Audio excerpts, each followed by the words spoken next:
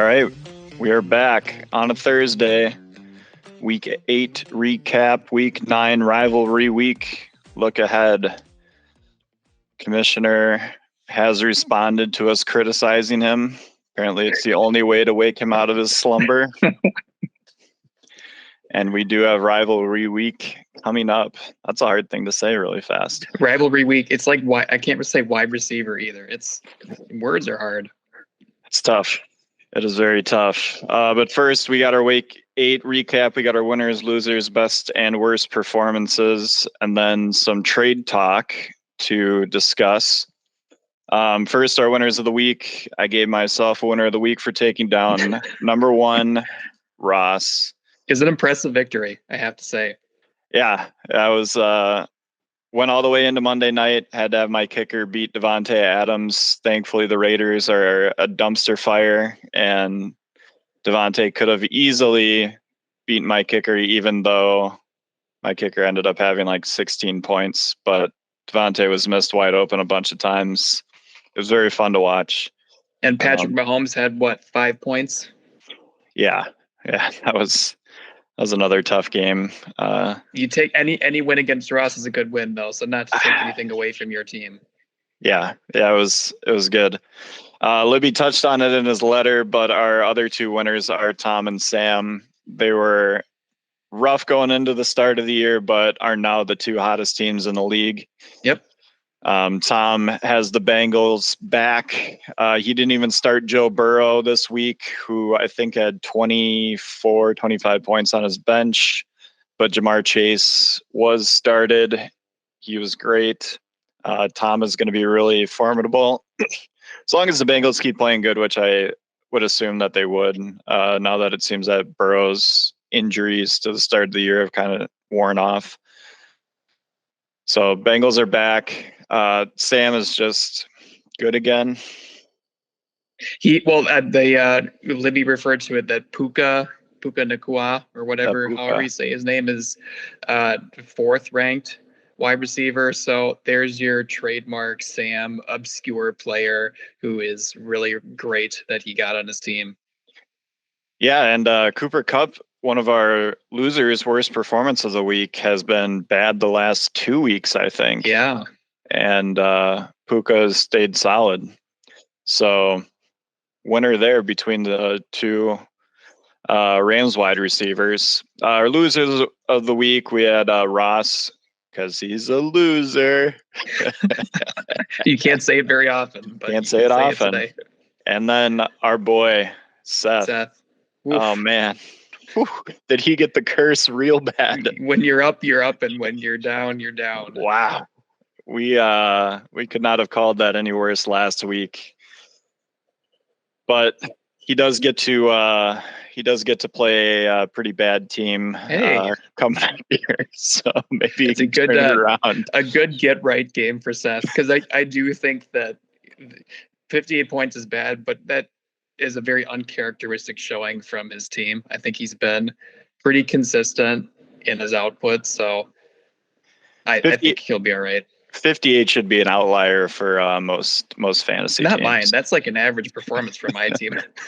I was going to put you as a loser of the week, but you were a loser of the week last week. I've been a loser all season. It's bad.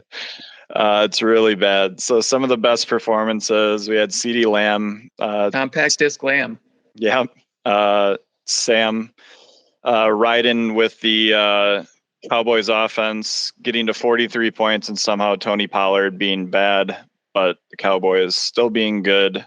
Luckily, Sam has Pollard and Lamb.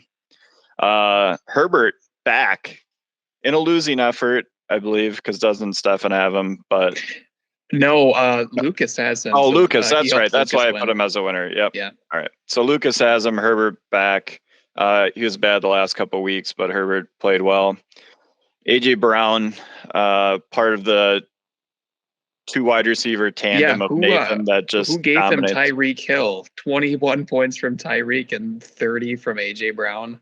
I didn't give him AJ Brown. Let that happen. I just gave him Tyreek. Hey, Waddell had 24 points. Now he's again no longer on my team. but I may have gotten the best performance that he has on the year. Another one of my good trades, Alvin Kamara. Yeah. What a beast. I believe in him.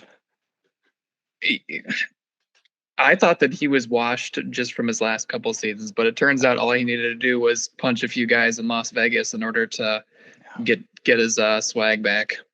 All the Saints do is have quarterbacks besides Jameis Winston, who they refuse to start, that are just check down kings.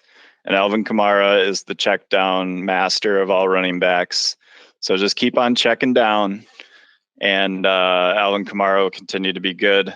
Jamar Chase, we already talked about him, and then Tom's other workhorse, McCaffrey, who, I think Libby pointed out, Tom got him for $65 in, normal drafting, snake drafts. He was going number one. He is number one. He's the most consistent player in fantasy. Automatic. Yeah. Worst performances, had to shout out the Philly defense, -3 points. Nicely done. I think they got dropped too, if I'm remembering right, looking at the waivers. Yeah, I also want to highlight San Francisco defense, which had 1 point, which was dropped, and I greedily snapped up, waited all the way till Saturday for that waiver to clear. Smart. And not good. So don't just pick defenses based on names. Just randomly guess them, unless they're the Dallas Cowboys, and they'll probably do better. Davante Adams. Hate to see it. I already talked about it. Terrible. Wasn't traded. I'm guessing Ross is hoping that he was traded. But Aiden O'Connell is starting for the rest of the year. The Raiders have obliterated their team structure. Coach is gone. GM's gone. More to come on that later. Maybe Davante will start calling the shots on offense. Their head coach is now the middle linebacker of the New York Jets, who beat the Packers and the Giants, over and over again in the playoffs. So I hate him. I hate his face. And I can't believe that he's the head coach. Pat Mahomes, terrible. Had the flu. Probably shouldn't have been playing. Probably infected everybody with COVID. Should he have even been out there? I did text Ross during the game because he had a active player in his IR slot that our matchup was already under protest. And Ross also started a quarterback with the flu. So he did deserve to lose that game. Conspiracy. It's not good. Seth, how about starting Miles Sanders and getting 0 points? Congratulations. That sucks. If only you had Chuba Hubbard. Cooper Kupp, bad again. Got to get him going. And then Isaiah Pacheco on the middling Kansas City Chiefs offense that couldn't score against the Broncos. Are the Packers good, but have just run into these juggernauts of good, bad teams? Who's to say? I don't know. I mean, we couldn't score against them. Kansas City can't score against the Broncos. Maybe the Broncos are good. Maybe. And maybe the Vikings are good. Yes, maybe the Broncos losing to the Chiefs makes the Packers losing to them okay. If you would like to tell yourself that, then that's okay. Yep. It's definitely not the Packers' fault. It's the teams we play. They're too good. Isaiah Pacheco, bad for a normal team, but for my team, he was okay. Yeah, it's okay. You have 6 points. Yeah, that's average. That's like the fourth highest in my lineup. Everyone has to regress to the mean. All right, so we had some trades happen. I was involved in a majority of them. Tim, you had your own I shake sent up. out several. Many of you listening have gotten a trade request from me this week, and many of you said no thanks, which I expected because I'm in a desperate place. But I think the only move that made sense was to give Libby Najee Harris because he's got his handcuff and he doesn't have a tight end. So I found a good trade partner and I got a running back, and I may have given too much up for it, but we'll see what happens. So you criticized me for giving Tyreek Hill to a good team, and then you gave Keenan Allen to a good team. An old Keenan Allen who's had 2 great games and a few other average games. But Herbert's back. Yeah, I know, but look at, if you actually, like, he's a 5th ranked receiver, but if you open up his game log, it's a lot of it's from that one game against the Vikings where he had 18 bajillion points. So, I mean, good luck, Libby. I want the trade to work for me. We'll see. Yep. And then Wes and I just swapped teams because that's just what happens when you're unhappy. You just get rid of all your players. I got rid of all mine. I think Libby said in his newsletter that I only have 2 players that I actually drafted. But that's because I'm terrible at drafting. I also had no keepers. I would just like to reinstate that, or to restate that I didn't have any keepers. I should be bad. This is a rebuilding year. So trust the process. And the process. In 3 to 4 years, I'll be in the middle of the pack for this league. So there's always a plan. There's always a plan. My keeper sure didn't work out for me, so I can't really argue with you there. Yeah. Well, most of the good teams are good because they have good keepers. So that's just how that works. I do feel bad that Wes still allowed to trade and Darren Waller is not playing this week. Yeah. But I did give him Rashee Rice for a guy that I just dropped because I wanted somebody else on my team other than Tajay Spears. Did you wait to make that trade on purpose before last week? Because I noticed it could have gone through before last week, but it didn't. So it was an agreement behind the scenes between Wes and I. I thought so. For some reason, Wes wanted one more week with his players. I didn't know for sure why, but he was like, I accept the trade. Can we wait to process it until Tuesday? And I said, fine. I'll put in a injury caveat addendum. If someone gets majorly injured, either one of us can nullify the trade. Because for me too, I'm only getting 2 players. He's getting 4 of my players. Well, I suppose I got Jackson Smith and Jigma, but whatever. I didn't want Hurts to get hurt. And then I'm just trading 4 guys for Kelsey. So one of those things. Thankfully, Wes still allowed to trade, even though Waller is always hurt. But he knew what he was getting. He got Rashee Rice. And that rolls us into rivalry week between me and Wes, rivals for the first time. Wes said that he is above the pettiness of rivalries. So apparently I am only his rival. So a rival of one side. But it should be interesting to see, now that we've swapped teams, who was smarter and who was dumber right away. Who won the trade? True.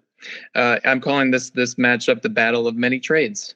Yeah. And it is a fitting matchup just because you have his team, he has your team. Wes no longer has his criminal status, by the way. I think we can finally end that because he just dropped Jameson Williams and I think he's only got Calvin Ridley. So unfortunately, I think the bit ends here, but now we can make fun of him for this trade if it doesn't go well. Yeah. I'm now a humongous Taylor Swift fan. So there you go. Yeah. All in. I've never said anything bad about Travis Kelce. I've never said anything bad about Taylor Swift. I love the tush push. It is fundamental football at its finest. It's a team working together towards a common goal, and that goal is to lift their quarterback into the end zone. That's football at its purest. Tush push. Give me some points, baby. No argument there. Speaking of trades, our next rivalry is the infamous Nathan versus Drew, the battle of bad trade. Who really wins this trade is going to be who wins this matchup, right? Pretty much. I was sent out on a mission to investigate this trade. I found that it was done in good faith. or at least they put up good airs about it being in good faith. This will be a good matchup. It's fun for the Washington crew out there to have their own little rivalry week. Hopefully they get to spend that together, cheering against each other. I can't go against Drew, but we'll see later whether or not I did go against Drew or not. It'll be interesting. Libby clearly has bad feelings about the trade still, so I think he will also be interested in the result. Like I said last week, it looks worse and worse the more that I look at it. It's like it's a pendulum for me. I'm like, sometimes Kenneth Walker, when I see him play, I'm like, he's really, really good. And then other times I'm like, you traded all of that for one running back. But I could say the same about your trade that you just made. So there's that too. Tom and Lucas. Tim has dubbed this the Battle of Fond du Lac versus Marquezan, though neither of them live in those city/townships anymore. They know. This should be a good rivalry. Tom and Lucas always have a fun little way of going at each other. Tom is really hot. Lucas has been pretty consistent. We noted a couple for the last couple of weeks. Lucas has been down. He's righted the ship a little bit. So this should be a really good matchup from a point standpoint. I think this will be really close.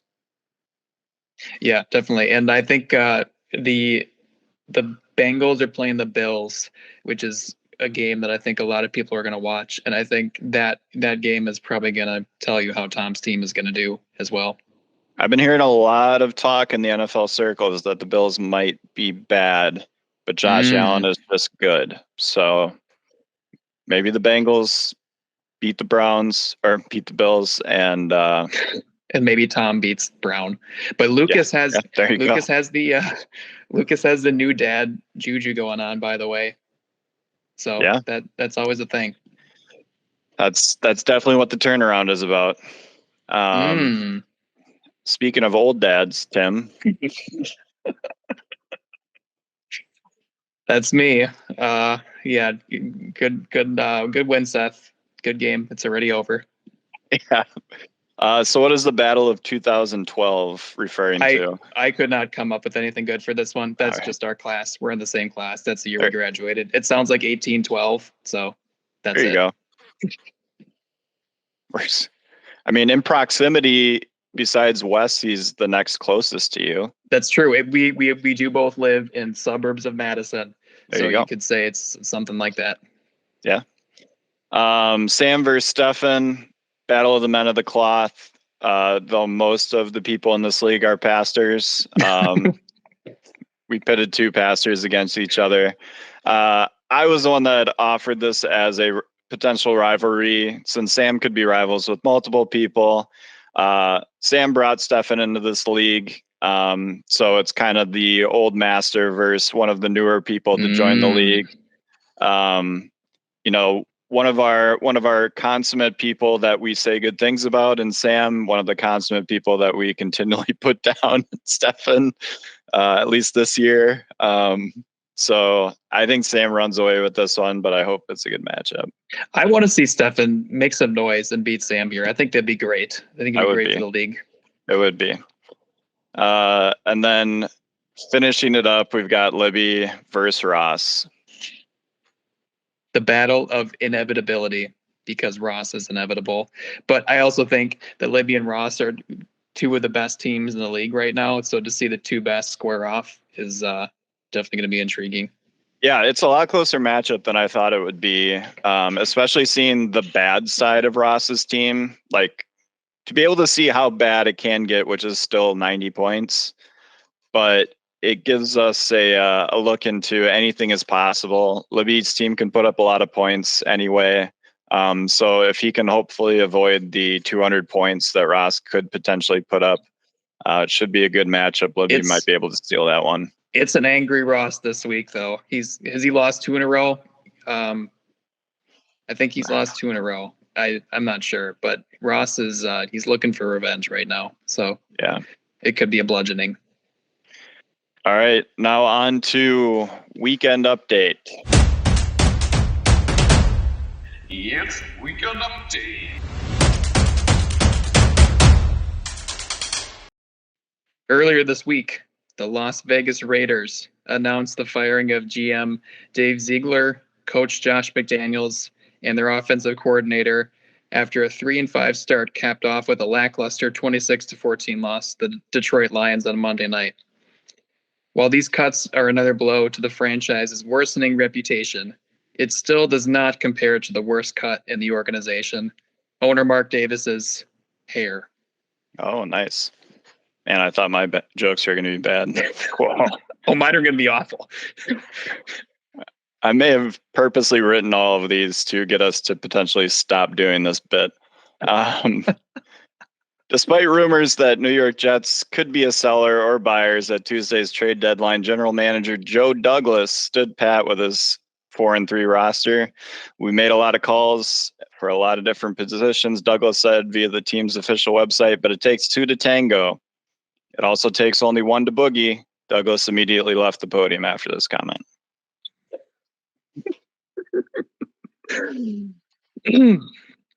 Honestly, I don't know what to say at this moment, said Las Vegas Raiders wide receiver Davante Adams. I truly don't. I wish I had the words to say something that's not going to get blown up in the media and taken out of context. So I'm just going to, I just don't know. He then set the picture of Mark Davis's haircut down and said, "Did you guys want to ask about the football game we just played?" Oh, all right. Steelers QB Kenny Pickett says his ribs won't be an issue and he's playing for sure Thursday versus the Titans. Titans quarterback Will Levis said his brisket isn't a slow cooker and will also be ready for Thursday.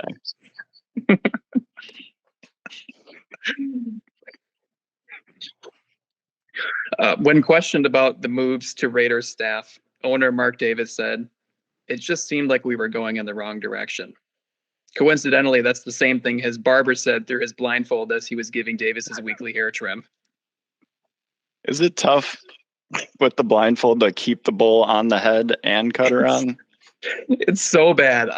I'll have a picture in the production version, but his hair is so bad. I don't get it. The 49ers are acquiring 2020 Defensive Rookie of the Year Chase Young from the Washington Commanders for a 2024 third-round pick. NFL Network insider reporter Ian Rappaport said on Thursday, to replace him, the Commanders have signed Retreat Old from their practice squad.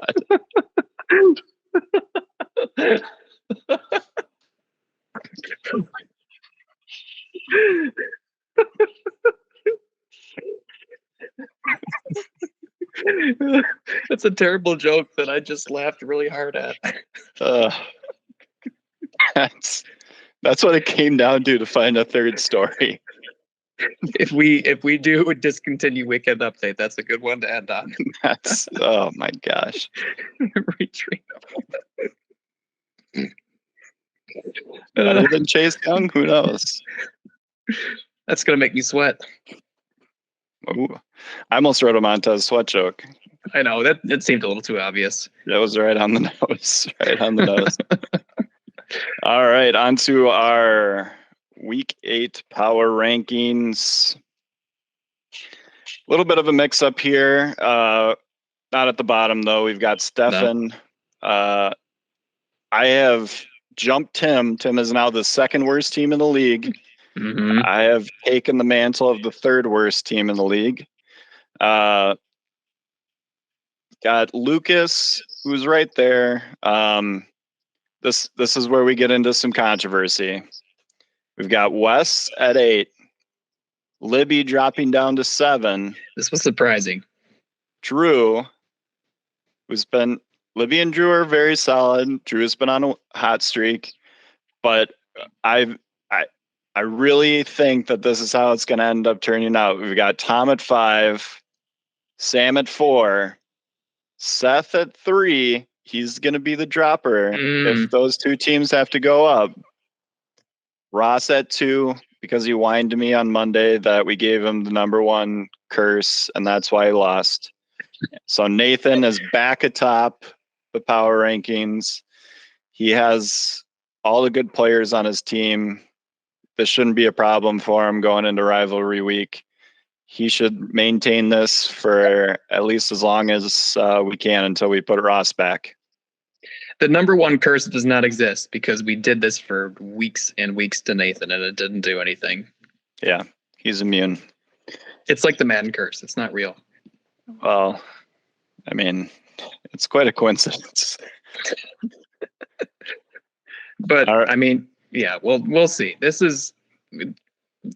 week, because a lot of the teams in the bottom are, I think, facing teams at the top. So I want to see something different and see if these 4 teams in the gutter can come out. I think Libby said in his letter that we have 2 more weeks that we have to reschedule or swap the matchups out on. So I'll be excited to see what the commissioner comes up with. And by that, I mean, Tim and I will come up with something and convince Libby to do it. I do like the choose your opponent one that we did last year. So I think we could probably do that one again. I don't know. We could do that one again. We could do a draft. We could do a draft. So who's ever top of the power rankings or top of the standings or top of points for, we could just have them draft who they want to play. I think we do that in the playoffs already. So I think we do. Yeah. Pre-playoff, pick your own matchup for the top seeds. That should be fun. We'll see. We'll see when Libby wants to drop those, but we got rivalry week to look forward to. So we at least got one of them. Now on to our Stone Cold Locks of the Century of the week. Tim and I both went 2-1 last week. Yeah. I'm approaching 500. You're at 16-8. So the clear winner, but I'm at 11-13. I'm hanging in there. Yeah. Drew benefited both of us. You had a good show from Tom. Nathan absolutely dominated. So that minus 12.6. You picked Ross as a heavy favorite against yourself, and it worked. Got to win one way or the other. I may have gone back to the well for that again because my first pick for Stone Cold Locks of the Century of the week is Wes plus 4.4 points over me. Consider yourself cursed. That's a tight spread. Or I'll win. Yeah. We're pretty evenly ranked, even though we swapped our teams around. We'll see. I got Taysom Hill in at the flex position. So interesting. He could throw Alvin Kamara a touchdown pass. He's actually playing his real position, which is flex, because he plays 3 different positions. Because I mean, I could put him at tight end and have Kelsey. You should be able to start him as a defense. You should be able to make Taysom Hill a defense. Oh, man, that would be awesome. That'd be great.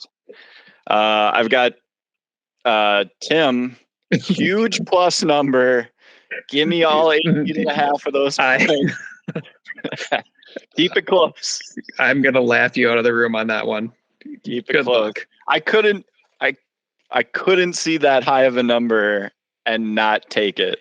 I'm putting Cam Akers in my flex because I think the Vikings are just gonna have to run the ball because I don't think that Jaren Hall can throw a football. So it could be a heavy running game. Is Josh Dobbs gonna start? No, he's not. Jaren Hall's starting, but we'll see if the UFO descends into US Bank Stadium and beams Josh Dobbs down. Hey, Jaren Hall looked really good against the Packers. I will say that. So did Russell Wilson. Jaren Hall perfectly did it so that he turned the ball over or, gave us the ball in really good field position so that we would screw it up. He really made you show how bad you really were, that you couldn't take advantage of that. What he really did was he gave James and I hope as we watched the game. We're like, oh man, maybe we could do this. And then we're like, no, we can't do this. Nope, you can't. Oh, and man. That's why I dropped Jordan Love, by the way. Oh, Jordan Love? What is it? Second down and 8? Should probably take a 16-yard sack here so that it's 3rd and long again. It took me having to watch an entire game of him to realize, you know what? I don't think he has it. Yeah. Don't tell Packers fans that, or at least the ones around here, they still believe. Finally, I took another side of a big number. I'll take Nathan all day, minus 13.9. Yeah, it's probably a good bet. I'm going all favorites this week. I'm going to take Lucas minus 7.8 in the Mankato versus Fond du Lac. Don't like that. I mean, I Tom is do. hot.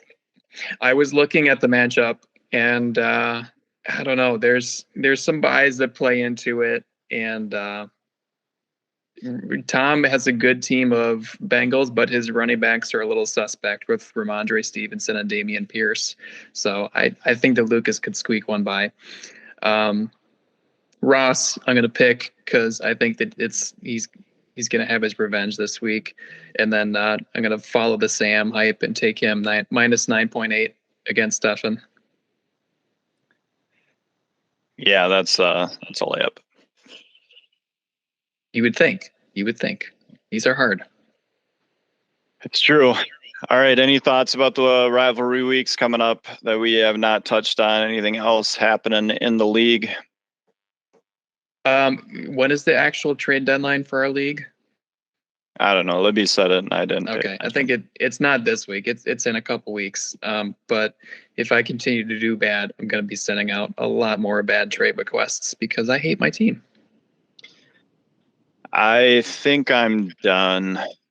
I mean, what more can I do?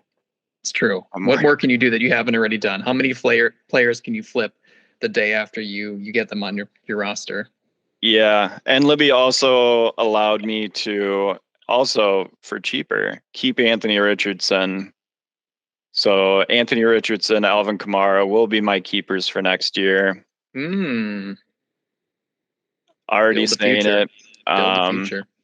They're the best two players on my team. One does not actually play for my team. He sits in a designated spot on my bench. Or Taysom Hill might be my keeper. Who knows? Can I just say this for the two quarterback league discussion? Have you seen how bad the quarterbacks are just in the league in general? I am in a two quarterback league. In one of my Yahoo league that I'm in, and boy, oh boy, is it! I started Gardner Minshew and C.J. Stroud this last week. That was not good.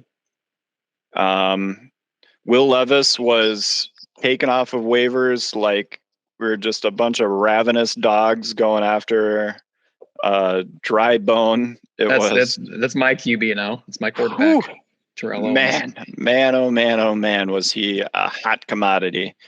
Because it is, it's brutal out there. And the teams that have two functional quarterbacks that don't get hurt are just really, really dominating. Good. And that's my issue with two quarterback leagues is if you have a good pair, it's basically a cheat code.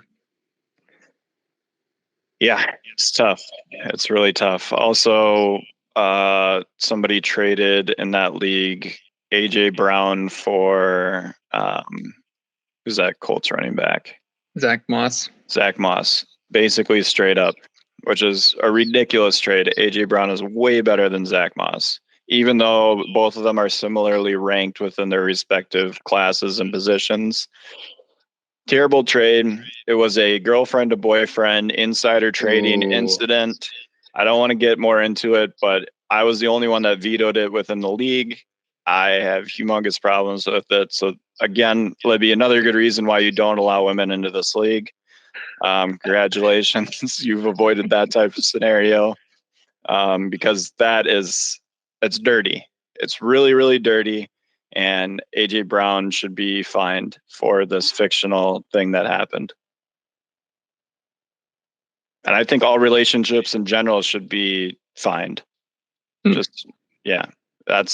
That's really the heart of the issue is nobody should be in relationships if they're in a fantasy football league together. Everything has to be platonic besides what Wes and I have together, which is magical. That's a great final statement on rivalry week. Only we're allowed to trade together. No, that's all I got. We'll see what happens with rivalry week. It's always more fun to watch though. Yeah. Also, if you're a parent, you should watch the movie The Omen. You'll never look at your kids the same ever again because they might be the Antichrist. That's your tip for the week. You're 1 week early on the Halloween spooky, but that... I just watched it this week because it was a rewatchable. I'd have to add that to my my list, I guess. Yeah. Fun. Felix, I'm looking at you. Antichrist. Yeah, if you know, you know. He said about his own child. All right. Besides Felix being the Antichrist, we only got one thing left to say, and that's football is not Football. life. It sucks. Again. it's fine. All right, good job by you.